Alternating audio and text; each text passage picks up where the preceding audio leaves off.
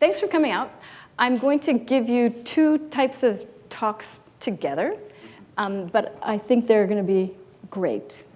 So if I think about the work I've been doing for the last 20 years has to do with sharing.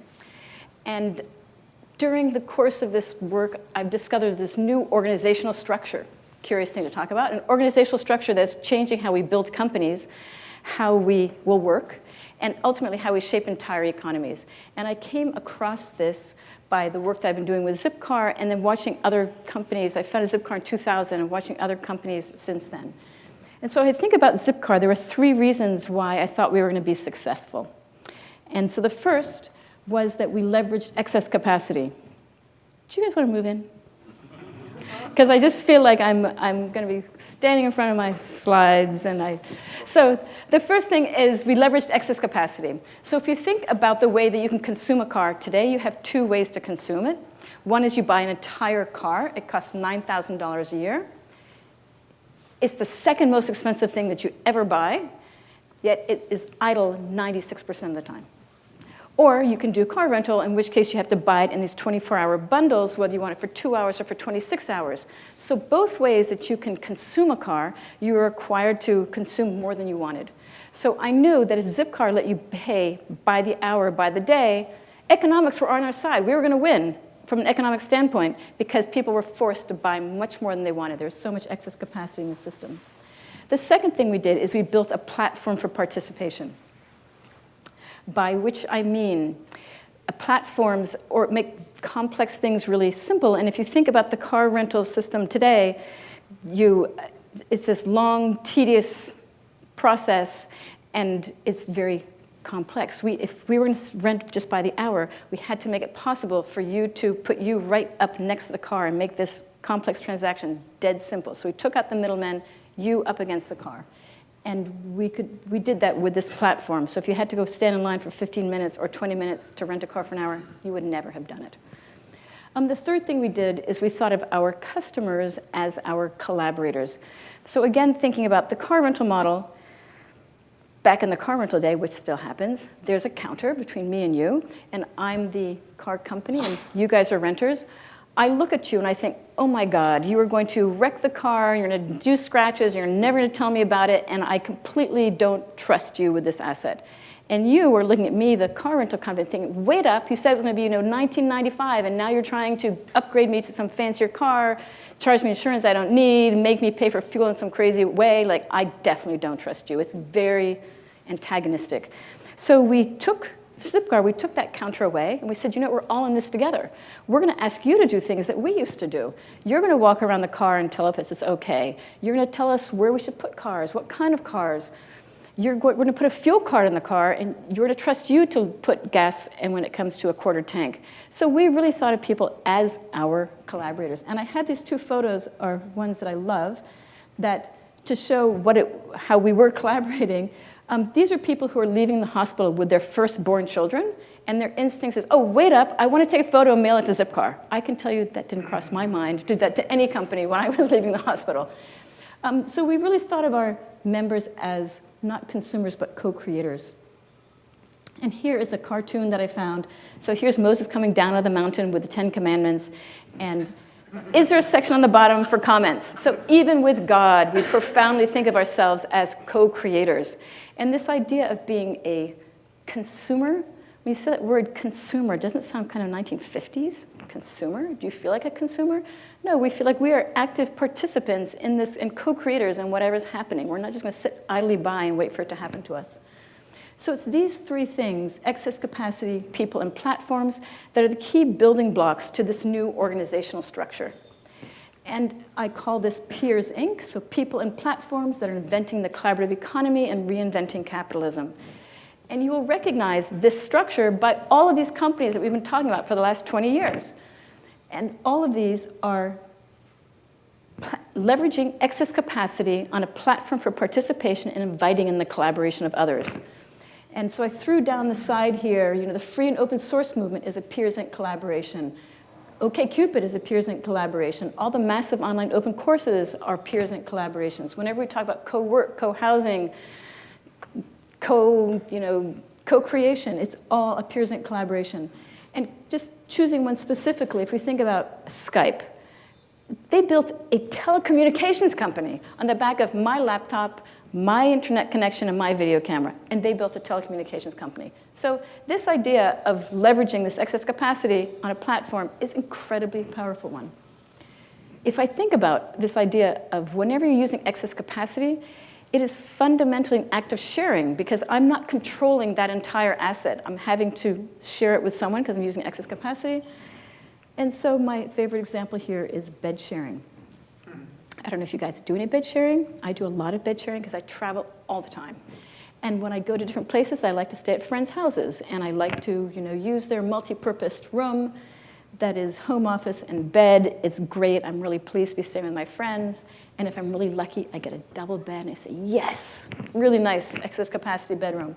And if I'm unlucky, they told the teenager, you're going to sleep on the couch. Robin, you get that bed. And I'm thinking, no way in hell, forget that.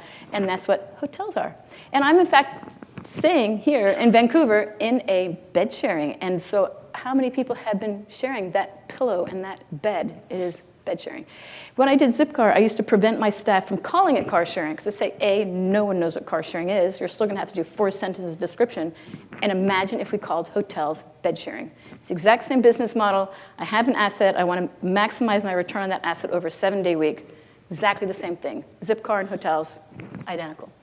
So I decided to do some research. What is the largest bed sharing in the world? And so the Intercontinental Hotels Group has been around for 65 years, 650,000 rooms in 100 countries. And we can know that that was an effortful piece of work. And we know that because Hilton has been around for 93 years and is not as big. And you'll know what I'm going to say. Airbnb, in its 4th year, had 650,000 rooms. And you would say, oh my God, what happened? How can you have this incredible disruption? In 4 years, you can completely disrupt an entire sector. And to go with those 650,000 rooms, they had the revenues that matched. And there was Couchsurfing, who in its 9th year had 2.5 million places to stay in every country in the world. So this is really phenomenal and incredibly disruptive. And I'm just going to add a little slide in here. Airbnb in March had another round of financing where they were valued at $31 billion compared to these guys who've been around for so many years. So the question is, what in heck happened? What happened? How do I get in on that deal? And why do people do it? So I thought about, why did we ever invent companies and institutions and governments? What's the point? Why do we invent those guys? We invented them to do things that we can't do, and I think of those as industrial strengths. And so what is it that I can't do? If it's something that costs millions of dollars, don't ask me. I don't have millions of dollars. I have to invent a company or an institution to do that. If it's something that's going to require lots of kinds of intelligence, I might be brilliant at 2 things, but if I had to know 10 things, I have to get a group together. I have to get this institution together. If it's something that requires standards, I, as an individual, can't tell you guys to do something the same way every time. You don't care what I think, in fact. You have to have a big entity, a government, or a big institution say, here's how you're going to do it each and every time. So I think of these as industrial strengths. And on the other side, we have individual strengths. There are some things that individuals do way better than big companies. And I want to throw in here individuals, local NGOs, and local companies. And what are those things? Those would be localization and customization and specialization. So big companies can do those things. They're incredibly expensive. They don't want to do it. And if you think of the last 150 years of industrialization, it has been all about ripping out the customized, standardized, and specialized to deliver these big standard things so you can get economies of scale and drive down the price, right? So that's been what we have been living. Turns out these 2 types of strengths are in fact very, very complementary. And what has changed in the world today is now the internet exists, and dealing with many, many small parts is no longer costly. So we have this brand new organizational structure that could never exist before, that I'm calling Peers, Inc., where each side is doing the best of what they do, and we can have them both simultaneously. We can have the best of industrial society and the best of this individual strengths. And so I'm calling the Inc. the big part, and the Inc. builds the platform for participation, and the peers deliver a diversity of offering. And if I think of these, I want to simplify it and makes a kind of yin-yang, where it's in fact very complementary and symbiotic, and each side leaves enough value on the table for the other side to play, otherwise they don't want to participate. So you really have to work together. And it's all swimming in this sea of excess capacity. So I'm going to go through and amplify these things. So if I think about excess capacity, I love it because it's resource efficient, and I'm an environmentalist, and it's cost efficient, and I'm a business person. And so I define excess capacity as something that already exists, it's already been paid for, but there's more value there. So if I leave anything with you, this is one of the key points. So think about excess capacity in all of your work, and I'm going to be describing many, many different kinds, and so it's not just physical assets, it's also networks and keystrokes and times of day and this big spectrum. So go for the excess capacity. Once you find it, what do you do with it? You could slice it, and that's what Zipcar did. It took this asset that was this big whole asset and said, you can buy it by the hour. You're just going to pay for what you use. We sliced it up. Or you aggregate it, and that's what Airbnb did. It took a million little places that were all around the world, put them onto one platform with one insurance product and one way to communicate and pay so I could compare and contrast. And it has a wholly different feeling and value than a million small bed and breakfasts around the world. And the third thing you can do that's kind of the most exciting and amazing is you can open it up and you can say, hey, I've got this excess capacity. What good ideas do you have? And my example here would be open data. There's this nice report by McKinsey where they looked at open data, and there's more than 40 countries that have opened up their data sets, more than 1 million data sets, and McKinsey says, you know what, there's $3 trillion worth of value there. And I want you to just think about this for a minute. I'm the government. I'm the transit authority. I bought that information. I used it. I consumed it. I'm really happy with what I got with it. But I'm going to take it out of those file drawers and out of the cloud and make these standard open APIs. And you guys can think about what interesting things you can do with it. So it's kind of pretty moving from scarcity into abundance. Like there's this unlimited amount of things if you guys think it up. So what does the ink provide? The ink delivers the platform and platformness. So I think of platforms as they organize many small parts, they make complex things simple, and they give the power of the large to the small. And if you're lucky, in the midst of all that, you can get these economies of scale and some really high growth. So my favorite example here is a company called BlaBlaCar. It's a French company, and it's real ride sharing. So I'm driving from Paris to Berlin in my own car with 3 empty seats. I can sell those seats. This growth curve is really very typical for these kinds of platform companies. They started in 2006. It takes a long time to get it right. You have to iterate, pay attention. Once you get the platform right, you can have this exponential growth. And so today, they are moving, they have 60 million members. They're moving 4 million people every month, which is the same as 10,000 high-speed trains or 10,000 747s. But they didn't lay a track, they didn't buy a train car, they didn't buy a plane. What did they do it? They harnessed excess capacity on their platform for participation and invited in the collaboration of others. What do the peers do? They deliver diversity. And it's because of this that we can finally tap into the beautiful diversity that this business model beats out every other one. Because it's this diversity that's giving us the innovation and resilience and redundancy. And so my example here would be smartphones and apps. So the smartphone is the platform. It costs hundreds of millions of dollars to develop that and to think through, and so many kinds of expertise, whereas the apps are really light. And in theory, many of us in this audience could make an app. And they've been around right now, smartphones been around for about 10 years. In those 10 years, there's been more than 2 million different apps made. Some of those are indeed duplicates. But this huge number are not. So over the course of 10 years, we've had this explosion of use cases on them, things that we and I would never have thought of, because it was tapping into Robin's life experience, the sector I know, the needs I know, of what could I do with this device that has these capabilities and all these new ideas. And I want you to think about the platform in another way, in that I bought the smartphone, which is really expensive, for 4 or 5 killer apps. And all the other ones are free riders. They're getting the advantage. I've already paid for that. So those other apps you used, you would never have paid $600 or $700 for it. They're all leveraging the excess capacity on my phone. And think about your contacts, your GPS location. All of that is leveraging something that already exists.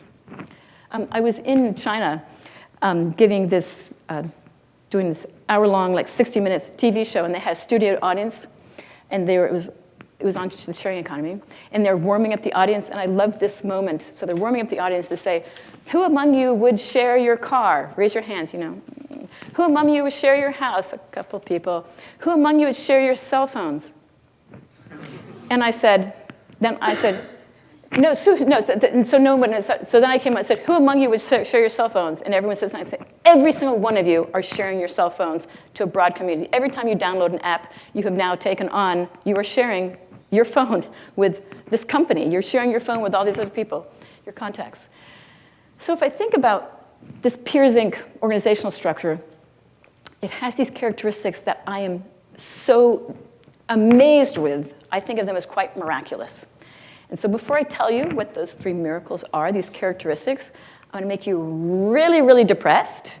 And then after I make you depressed for 2 minutes, then I'll tell you the miracles and you'll feel great. It's a really good way to be approaching this problem.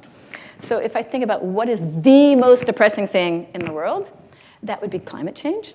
And so I just want to orient you to this graph before I show it to you. And so this graph is going to be, globally, is this year hotter or colder than the 20th century average?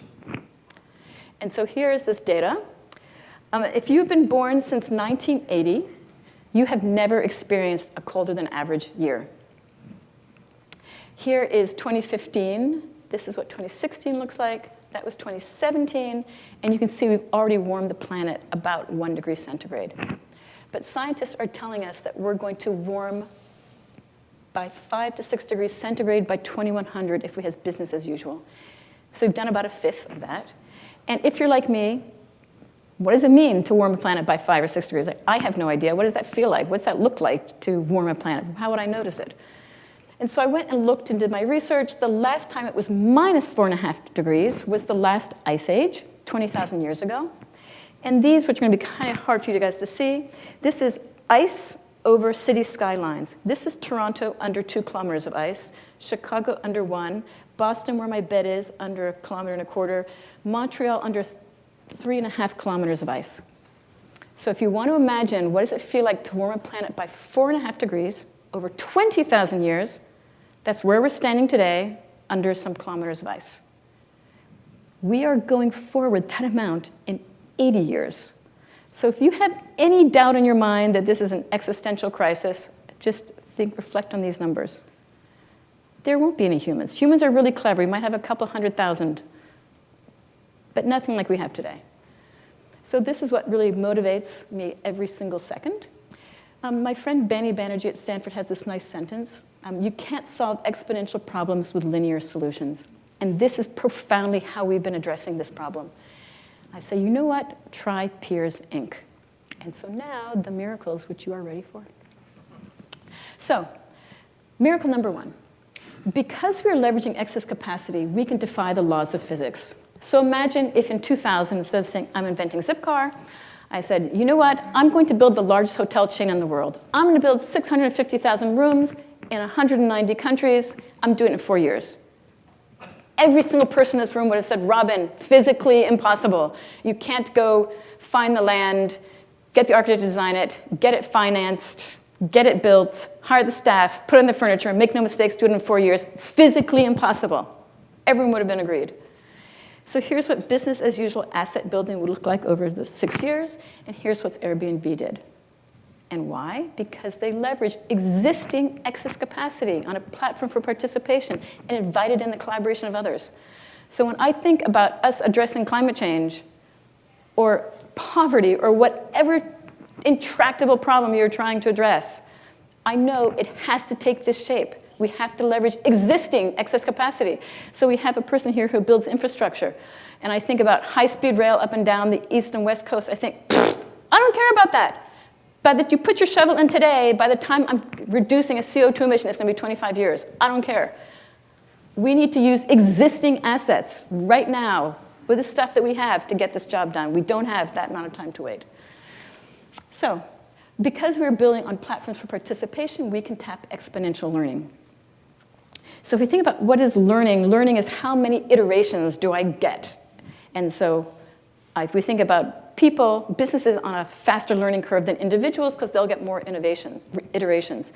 And if we think about platforms, which can be businesses, if they're paying attention to their data, they're getting even more iterations. So my example here will be how fast can you learn a foreign language? And the unit of measurement is what can you learn in a semester of college, which is 130 hours.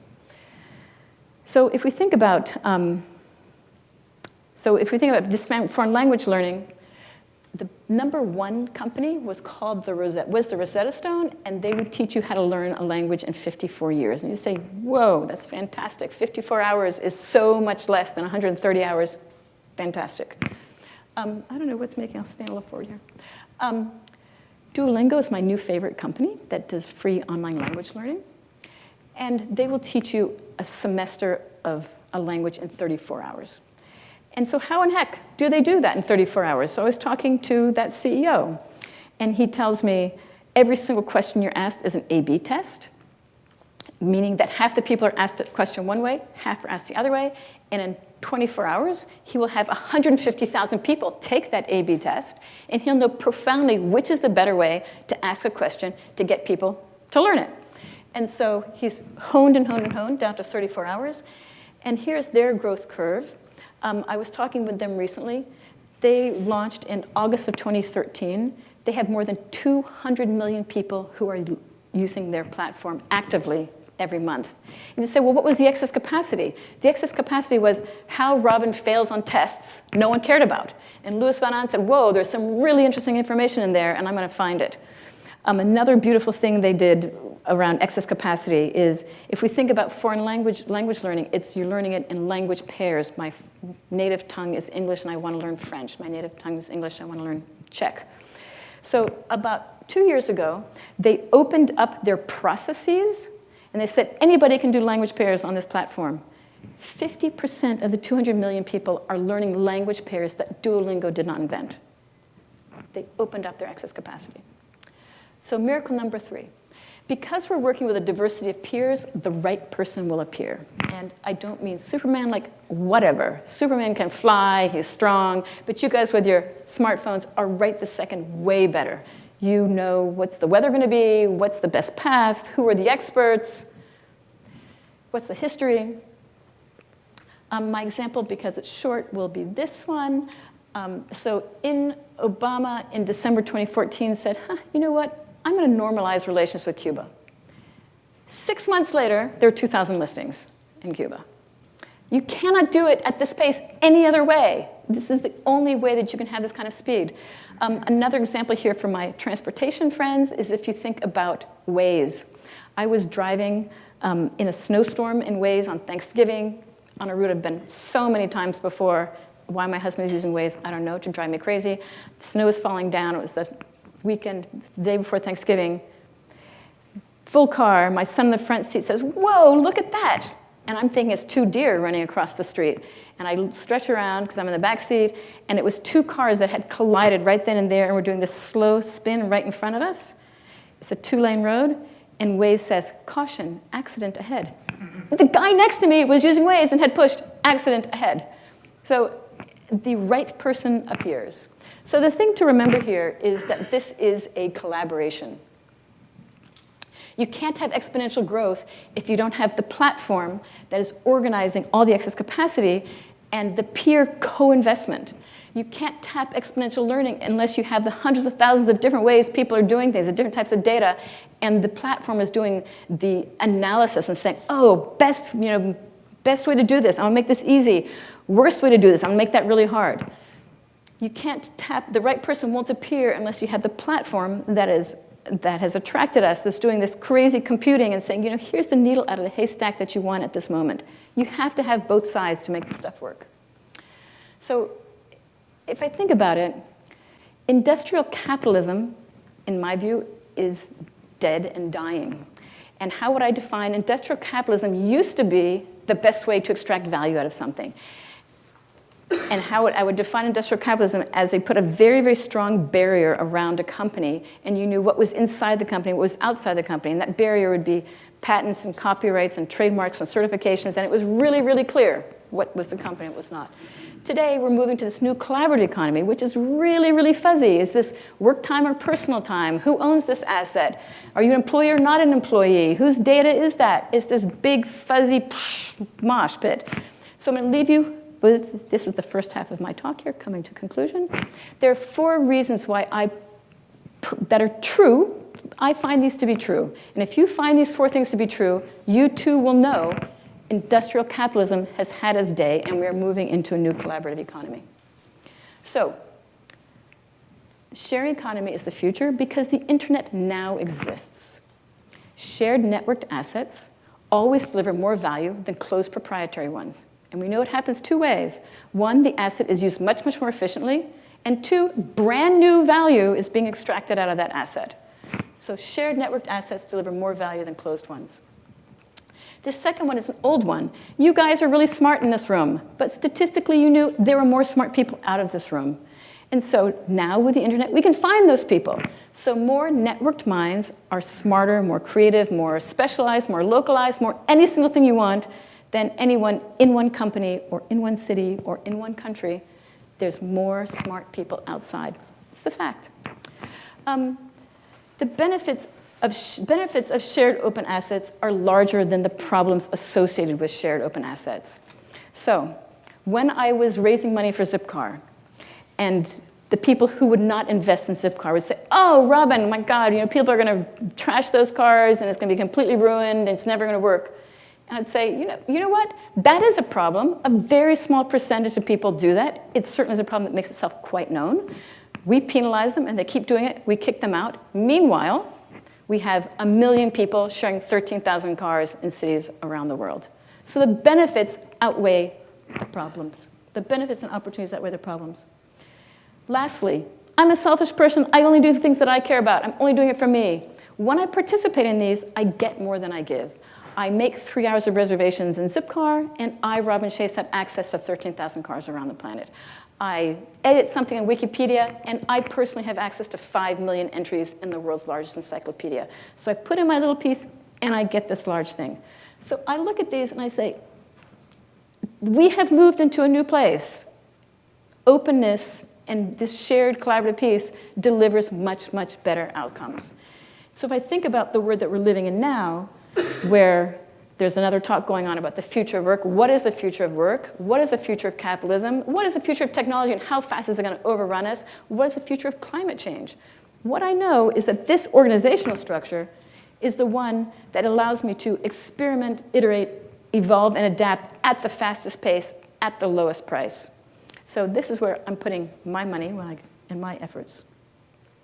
And so the question when I think about any of the work that I'm doing is how do you peers ink this? Are you the platform or are you the participant? Have you opened up your excess capacity? Are you leveraging the skills and assets and ideas of other people?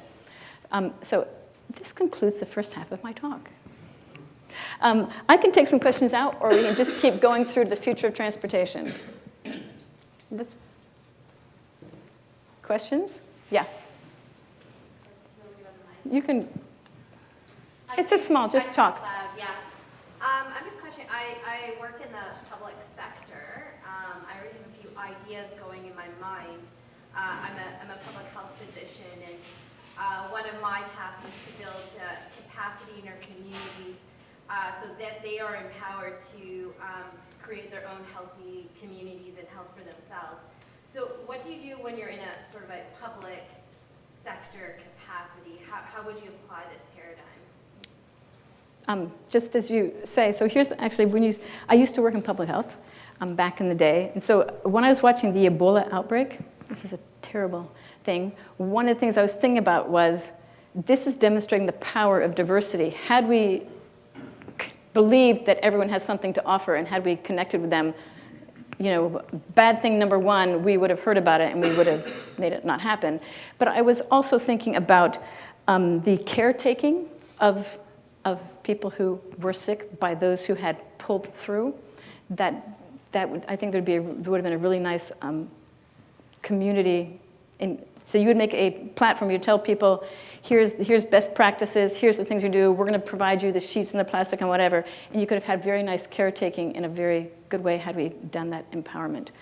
So I do think about pandemics and how the localization and alerts and getting that into a platform quickly to be brought up. I was also talking to people at GE who make like MRI machines, and those are incredibly underutilized. And how could they be opening those up? Or you're buying a big power plant and you only need a certain fraction of this. How could you enable power plants to be selling when they're building a power plant to go to the factory in Africa someplace? How can you enable people the buyers of that to unbundle that and sell? So I think there's lots of applications. Yes? I think the idea that we have all this excess capacity that we can leverage is a really valuable one. However, thinking about companies that have been doing this, it seems like there's sort of this false economy that they're really working with, where the excess capacity is really infrastructure that we have built out and that they are then occupying. Whether it's car sharing and you have space on the road that your car, the single occupant is still occupying, whether it's Airbnb where there are housing units that you are now occupying or other people are occupying. So that these sort of companies are really exacerbating some of the local problems that exist in many cities. So I'm wondering how you sort of come around to reconciling that, and then also looking at, for example, in these pure economies, whether it's shared spaces, shared beds, shared work, who benefits from it? Who profits from this? What kind of profits are they extracting from the system? It seems like looking at companies that are doing this, they're extracting quite a lot of profit from a lot of people. You're doing a nice job not getting yourself worked into a frenzy. Thank you. So let's discuss those things. So I am an entrepreneur. So are there problems with this? Profoundly problems. If you can remember in industrialization, we had children work in 7-day weeks. And we said, wow, children working 7-day weeks is bad. Let's only have them work 6-day weeks. Then we said, no, let's have not children work at all. Let's go to a 40-hour work week. Let's provide health benefits, right? It did not start in a beautiful place by any ways. And I wouldn't say we're in a beautiful place now. But what's existing today does not mean that it is in its perfect state. A second piece just around the benefits of that is we have been taught to match the model that what's the number one thing you want is job security and a job with benefits, because that is the way you can lead a great life. And in exchange for that, we have lost all autonomy, all economic agency, zero flexibility. You are either employed or you're unemployed. There's nothing in between. And so that's a very precarious position that we have now set up as a binary thing. Around the part around assets and platforms and value, I see that there's 3 sources of value. One is creation of the platform. Very high risk to do these. Most platforms fail. Yeah, Airbnb is great. There has been hundreds of millions and billions of dollars, and I'm sure plenty of people are going to lose a ton of money on Uber. There's a lot of money going to be lost on that. So platform building is high-risk capital. It deserves some reward. The individuals participating is also value. So if I would say, Airbnb person number 1, who was the co-founder, so let's say person number 3, I rent out my house, I'm getting paid. From the very, very first day, I was getting paid. When I was an Uber driver, very first time, I did a little trip, I got paid. I got value creation. Otherwise, I wouldn't be participating. So each and every one of those transactions is true. But there's a third source, which right now, a third source of value creation, which I would say is the network effect. And right now, that network effect is wholly lumped in with the platform. But the network effect is created by all of us. The platform created a platform, which is incredibly tricky and hard. Most fail. But all of those network effects are now going to the platform owner. That feels to me like a really that is not the place where those network effects should be going. Those network effects should be somehow distributed among all of those peers that are the ones that are creating the network effects. So I would love to see how can we readjust that value creation part. The other piece is, I'd say you guys are incredibly lucky. When you have Uber drivers here, they still have health benefits. In my crummy country, you're out, right? So there's a lot of bad stuff going on. I'm not going to say that it's perfect, but it does enable. I've talked to a ton of people who the flexibility is so unbelievably powerful in their lives and their ability to not have to be unemployed. We need more labor platforms, and we need more low-skilled labor platforms. And when I think about automation of cars, we need even more low-skilled automation platforms. So I don't have to wait around for someone to hire me. I can hire myself. I can make an income. So I think there's some incredibly great benefits. And as a system right now, no. But I don't think it's fair to say that the people who created those platforms are incredibly sucking people, because the people who put up the money, most of it's going to be lost. And some of those guys are getting, they're getting way too much money, and we're doing a crummy job taxing them. But they did create brand new value. So, are there other questions? Okay, let's move, but you can come back to this if you like. So, infrastructure is destiny. This is something my husband had said, and I thought, wow, how interesting. Infrastructure really is destiny. And so, as an example, we created Levittown, and after we created Levittown, we said, oh my God, we have to get people to Levittown, so we invented the highway system. And so here we are 60, 70 years later, and this is what we get. And we get this. Like, that is inexorable. When you have these giantly sprawled places, and everyone has to go every place by car, this is profoundly what happens. That infrastructure is the destiny we're living today. That is our destiny. And so over the last 100 years, we have specifically and proactively made personal cars easy and cheap. And I would call that our economic infrastructure. And that economic infrastructure is by taxes and regulations that we have now set it up so personal cars are easy and cheap. And specifically how we've done that, we've done this incredible underpricing. So we have not priced air pollution, incredibly. That's some free, tangible, externality. It's not priced. We haven't priced curb access. So when in cities, I don't know how it's working here in Vancouver, but in my city, in Boston, and in New York City, for $25 a year, I can park in downtown as a resident, which is incredible, because the cost of that 120 square feet in my downtown area is worth hundreds of thousands of dollars, but I'm paying 25 bucks. We have underpriced congestion. Like, we are letting people drive any old car they want during these peak times. I don't care what you're doing, you're allowed to drive, and it's causing so much social pain and disruption. And in my country, I don't know what your gas taxes are like, but our gas taxes are not even covering the building of that infrastructure. Like, you're not even covering a fraction of the cost to drive on the road. So we're underpricing to do with cars. And in private car ownership world, you're thinking, shall I go get some ice cream? You just think about what's the cost of gas to go get ice cream, right? That's all you're thinking about. What's the cost of gas?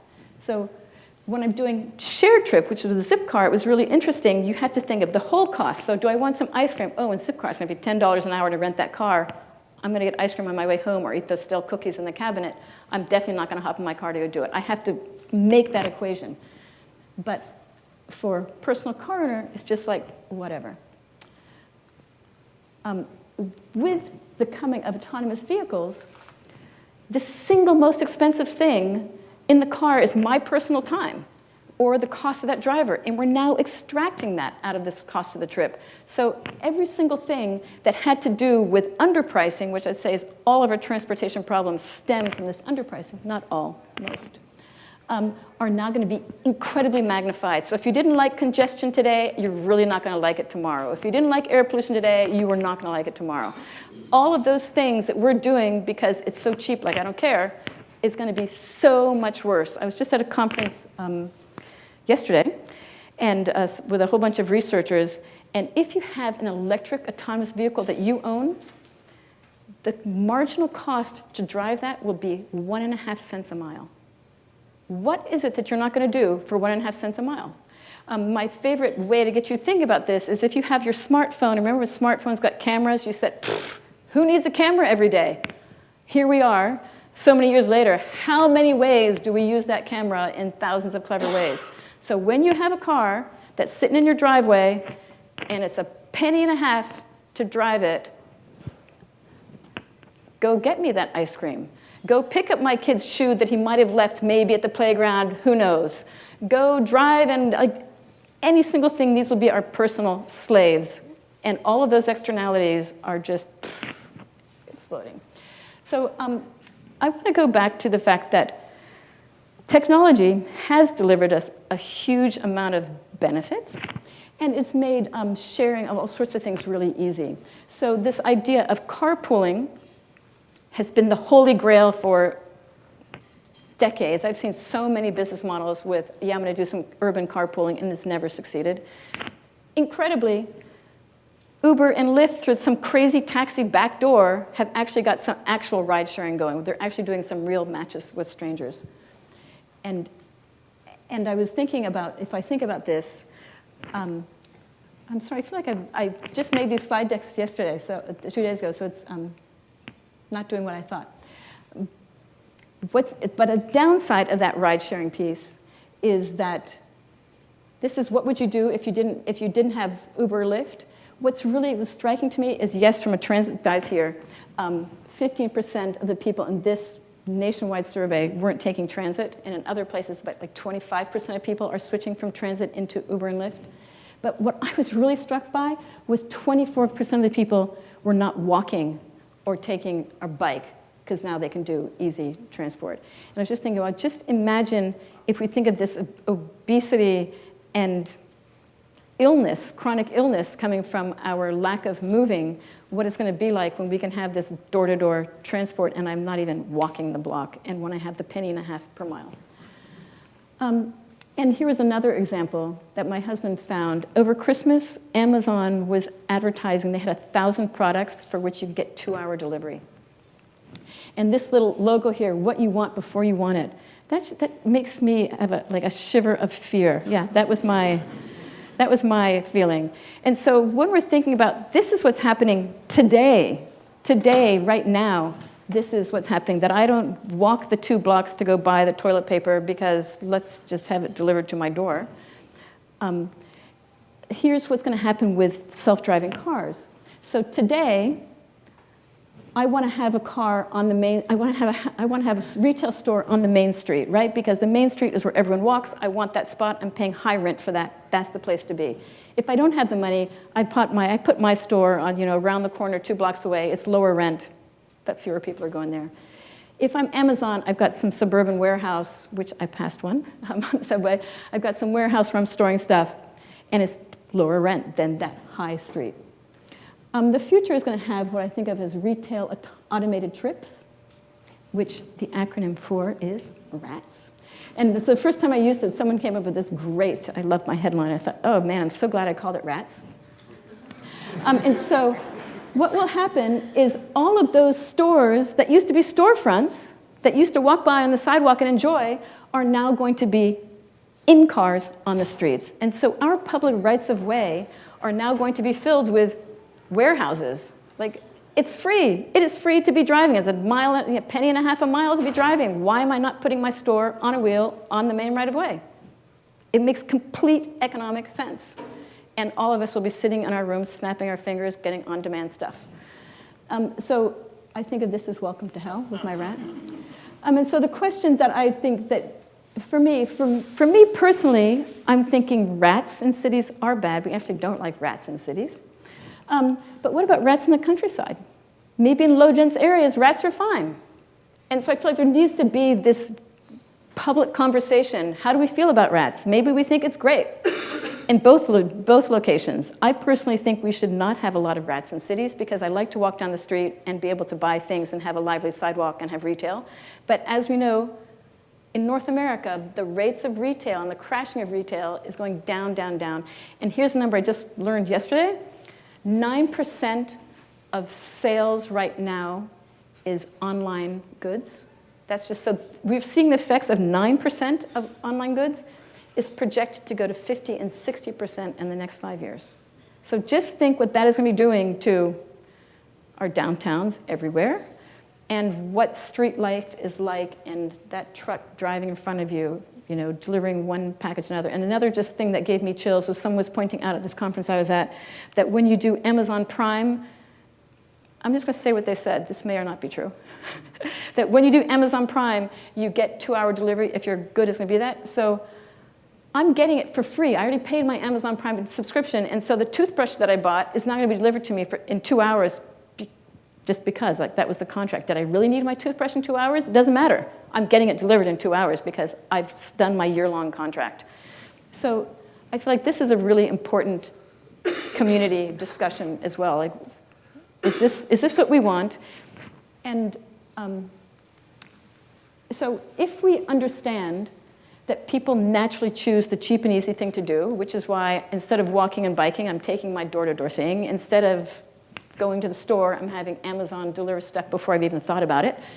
And if we believe that infrastructure is destiny, I can tell you that autonomous vehicles are so imminent. 2 days ago in California, they finally came out with their autonomous vehicle rule. And I talked to the guys at Waymo, which is Google's car, and they had told me that once that rule hits, they will put the cars that they've been driving around in Phoenix into San Francisco, which is San Francisco will have cars, autonomous vehicles, with no one in the front seats. There's no guy with his hand about to hold on, and there's no guy sitting next to him with a laptop watching the fancy technology. No one in the front seats in San Francisco, which is a real city. Real city with real pedestrians, real bikes, real crosswalks. That's going to happen within the month. So this is not some faraway place. And when those autonomous vehicles hit into the economics that we've established today for self-driving, for our own cars, I want you to feel the horror that I am feeling. So over the next 5 years, we need to specifically and proactively rework our physical and social and economic and data infrastructures. Like, we really, really have to get on this. And it's people aren't, we've done every single thing we can to avoid charging people what it really costs. We have to start charging people what it really costs. So our goal over the next 5 years is we have to make shared and active transport easy and cheap, right? That has to be as simple and straightforward as all these other things that we've made easy and cheap. And so just some pieces here. So in your personal car today, it's 70 or 75% of the people are driving by themselves. So this is where mass transit, we need to encourage more shared transport. But I'm just saying, so that's like low-hanging fruit. 70% of us are driving by ourselves. But the other piece that I was really struck by is that 50% of the people, 50% of trips are less than 4 miles, and that's 7 kilometers. So 50% of trips are less than 7 kilometers, and 20% are less than 1.5 kilometers. So 20% of the trips when you drive your car is less than 1.5 kilometers. So we should really be able to get people to want to enjoy, have way more fun. I'm not talking about being tortured. It should be really fun and easy. I personally love being on my bike because of the autonomy. And so this is in the transport sector, this is a really well-loved little series that was made. And so here's how 60 people in their cars, as we discussed, fill up a street. If you took a bus, it would only take up this space. If you took a bicycle, it would only take up this space. This is a really well-loved little thing in the transport sector. And then I found on Twitter this, which I loved. So here we are with cars. Here we are with Uber. And here we are with autonomous vehicles. Like, if your idea is we're just going to take that autonomous vehicle and swap it out for the private car, we did reduce the number of deaths and injuries in cars. And I want to say I've been in a lot of car accidents in my life, and a lot of people have died. Luckily not in my cars. It's not lucky in any case. So I really care about safety, and it's a giant thing to improve. But we are not getting zero-emission vehicles unless we ask for it. We are not going to get a redo on public space where we get people to share cars because technology has made sharing incredibly simple. And so we really only do need 10% of the cars. If you can imagine your cities when, this is like 3 or 4 studies that have shown this in Singapore, in the Bay Area, and in New York City, that if, and in Lisbon, these studies have shown that if you can get people to, I want to distinguish 2 things.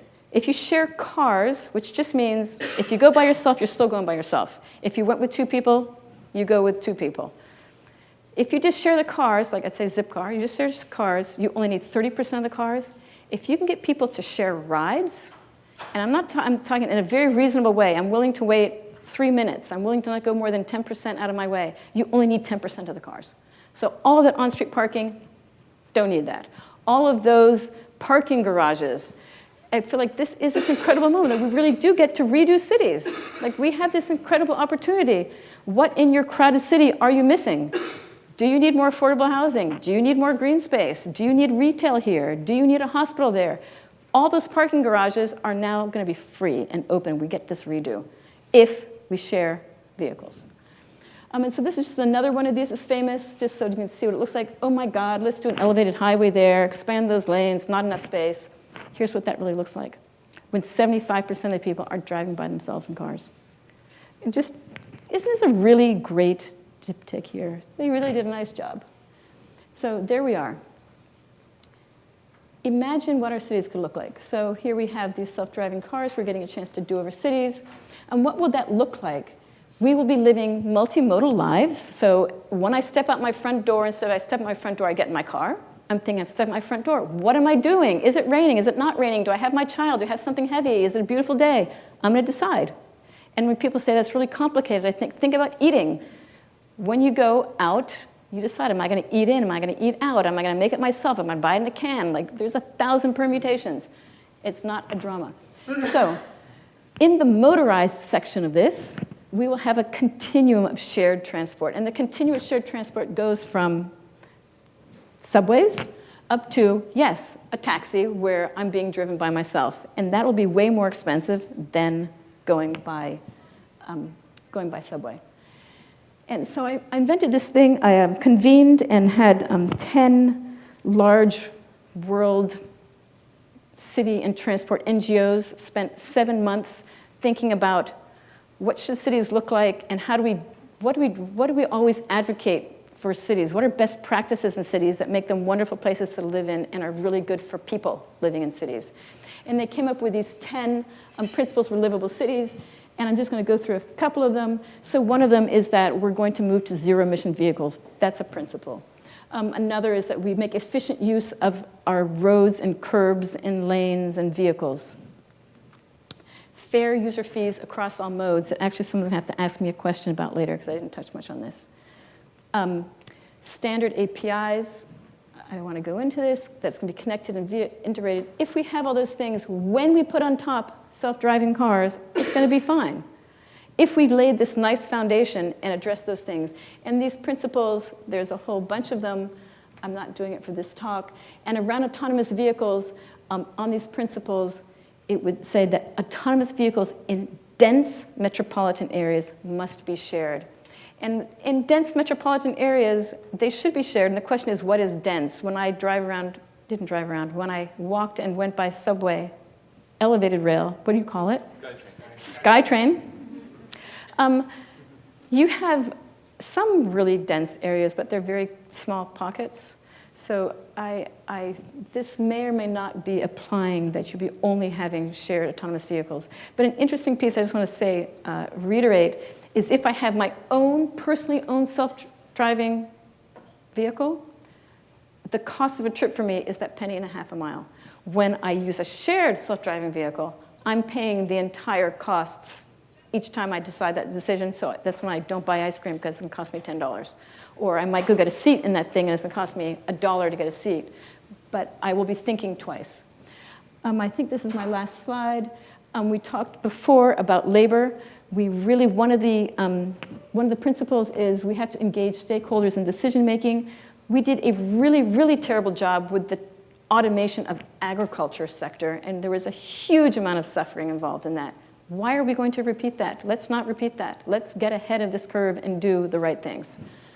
And my personal mission right now is to channel the tech-driven disruption in the mobility sector to rebuild cities that are sustainable, livable, and just. I think we have this incredible opportunity right when we need it, when we're having cities urbanize, when cars have reached their maximum point of irritation, that we're getting this opportunity to like redo cities with a nice deadline ahead of us.